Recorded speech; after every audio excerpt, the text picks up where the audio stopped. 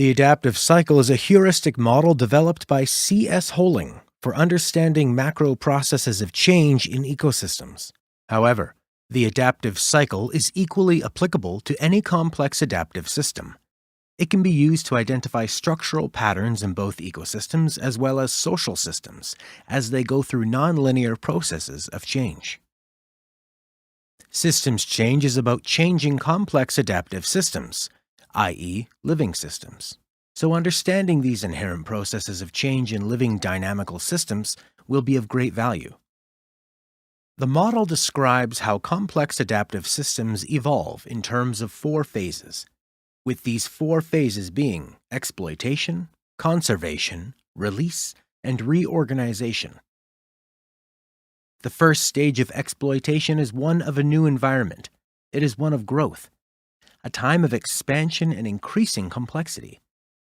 A system in the exploitation stage has successfully reoriented post-crisis, and there is now plenty of freely available resources for rapid growth and development. A time dominated by positive feedback and self-organizing processes of assembly. This is a period often marked by abundant resources and entrepreneurial leadership, as the environment has plentiful untapped and uncommitted potentiality that are waiting to be reconfigured into new possibilities.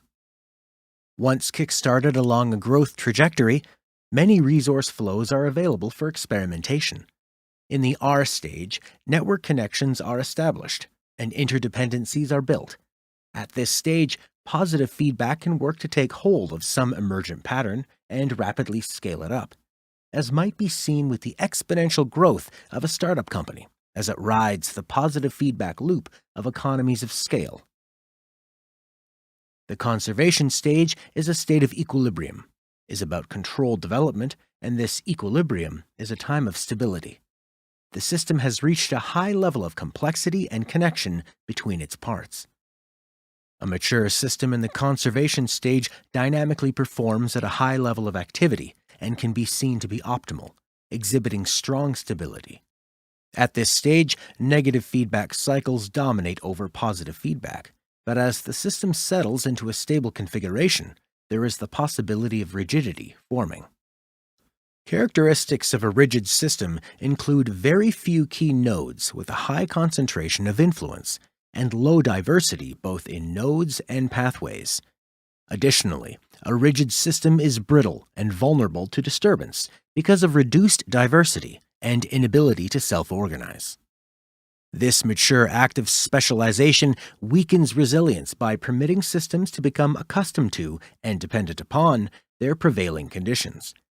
In the event of unanticipated shocks, this dependency reduces the ability of the system to adapt to these changes. The system may become rigid and seemingly indestructible, but stagnation and a lack of flexibility may eventually make the system vulnerable to destruction by an external disturbance. The release phase is one of crisis and collapse, when the system is destroyed by an external disturbance. Positive feedback generates dramatic change, and the system falls apart as it is pushed out of its stability domain. The test of a system in the release state is its capacity to survive in the face of extreme disturbance or disordered collapse. A system must maintain vital functions throughout the crises. One of the ways that the diversity maintained through small-scale disturbances contributes to the resilience of the system is by cultivating a large stock of resources from which it can pull during a crisis, both in terms of organizations and their relationships, which is essential for leadership to emerge during the release stage. Emergent leadership occurs when actors not tasked with leadership roles informally assume key positions during the crisis.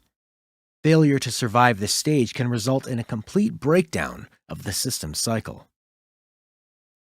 Reorganization is a time when the system begins to recover from falling apart. It is a creative time when change can take a variety of possible directions. That is, the system has the possibility of moving into a variety of new stability domains. Chance can be important to the way the system reorganizes, determining which new stability domain it enters. The growth stage that follows reorganization depends on the course initiated during reorganization.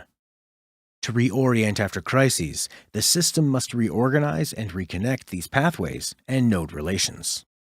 The release stage provides opportunities for new elements to enter and become more prominent in the system, be they species, nutrients, individual people, citizen groups, or institutions. At this stage in the cycle, the probability of several alternative future states is high. The complex adaptive system can reorganize and return to its former regime, shift to a different regime with similar structure but with changes in feedbacks and dominant processes, or transform into a new regime with novel state variables and feedbacks. As novel societal or ecological groups assemble, some succeed and others fail, and the adaptive cycle may then be repeated. The adaptive cycle is a heuristic model that tells us something about the different stages of the process of evolution. We need to understand these inherent dynamics of complex adaptive systems, because this is how we change them. As noted, no one can change such a system.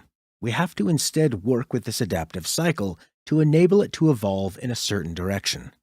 Without understanding these inherent cycles, or where the system might be in, we have little chance of working with those dynamics, and will likely exert our resources in the wrong direction, without success.